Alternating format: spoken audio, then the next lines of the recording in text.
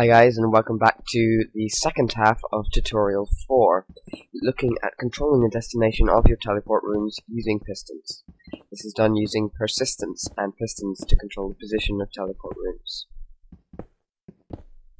We'll dig out, for this we need a space for a teleport room and space for pistons. And this is done in exactly the same way as my diamond 4 destination teleport rune works. I'll demonstrate that to you after this. And for this to work, we need to place 5 pistons like this to get control over the room. These pistons go against each wall. It's going to be just a 2 destination teleporter linking to waypoints 1 and 2.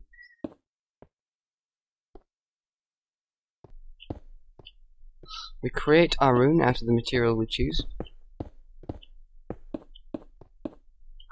We program it up.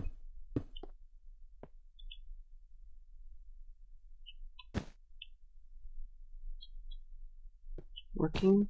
Excellent. I've done this wrong. This needs to be one further out. I'm just going to pause and fix that.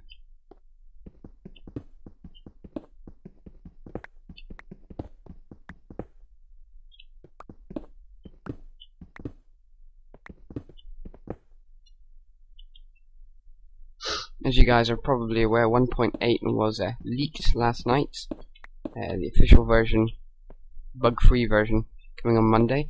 As soon as Runecraft is updated for that, I will do a sort of a special on sort of Runecraft new in 1.8, what's new, what's not new, and so forth. Got a working teleport here, still works. I put in charge of redstone. Teleport room moves, and not necessary. There's no destination on this one, and that's the secret. In 2 different locations, as long as you move the rune, it will have 2 different, what's the word I'm looking for, destinations. The materials are used once, and so this makes this even more resource consuming than overlapping, but it's less elegant and consumes more space in terms of pistons and redstone control, however you want to go about doing that. So it just depends on the circumstance which of these you end up wanting to use.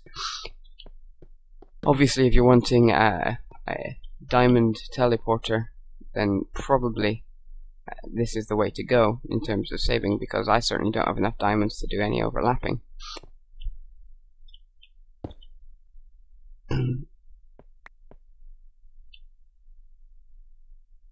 Make sure you fill in the gaps with tier 0, otherwise the rune sort of compresses together. And hey presto, teleport 1, teleport 2, just like that, nipping to the surface. And this is my, what I'm calling my D4 rune. It is, those are phase blocks and lock blocks there by the way. It is diamond teleport rune, pistons on every side, controlled by this mechanism here.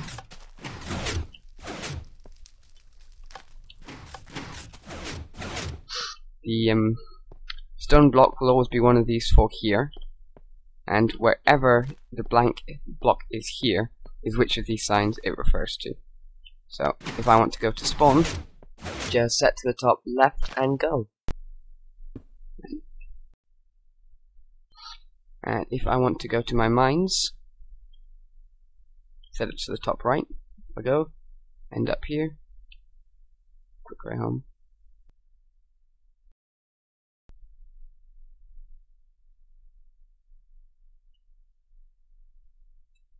And so forth. 4 destinations, 1 teleport rune's worth of materials. Definitely conservationist if you're after that sort of thing.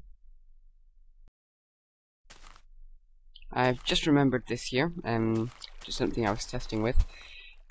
I will demonstrate to you in practice, but you'll see very simply what it does. It will raise blocks out of the ground. Very simple.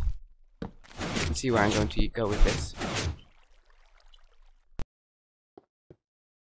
So I have filled in all the tier 0 spaces around that room from earlier and made a tier 1 field. I make myself a lever and feed power downstairs to where the pistons are going to be.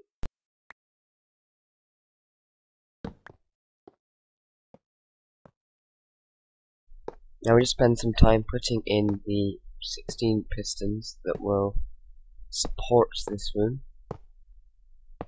making the shape of the teleport hash room directly out of the sticky piston.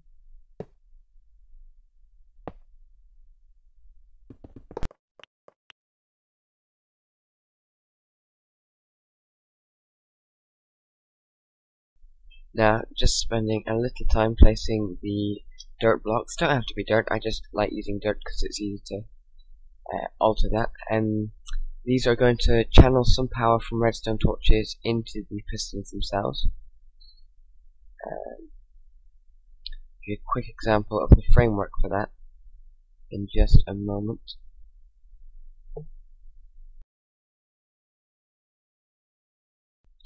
First you need to start off placing a redstone torch on the ground. Then you put a block above it, anything that conducts.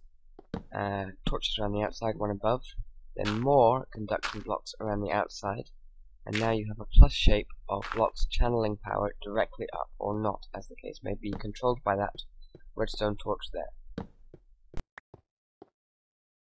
And that's it done downstairs. There are now 4 of those things, powering straight up. On and off. It's not got a destination yet, so we'll program that into waypoint 1, I reckon. Or 2. Yeah, let's go with 2. And ta-da! No teleporter, completely invisible in the floor, and the teleporter. I just realised something. If we take away these blocks here, then it goes from a disguised room to controllable to-destination room, and not using redstone, like with the previous example I gave in tutorial 2, but using pistons to do it this time. So as you can see, this one still goes to teleport room, waypoint room 1 by persistence. This one goes to number 2. Controllable dual destination one. I suppose you could combine that with the D4 now I think about it and make a D8 teleporting room. That's terrifying. Anyway, thank you guys for watching. This has been tutorial 4 about pistons and teleport rooms, controlling and creating them. If you liked it, please comment with your feedback, subscribe, and by all means, if you have any requests or suggestions, do post them in the comments or send me a message. I'm always updating my to-do list on my channel page with things that I need to be doing that people have asked for. Thank you guys for watching. I will see you next time.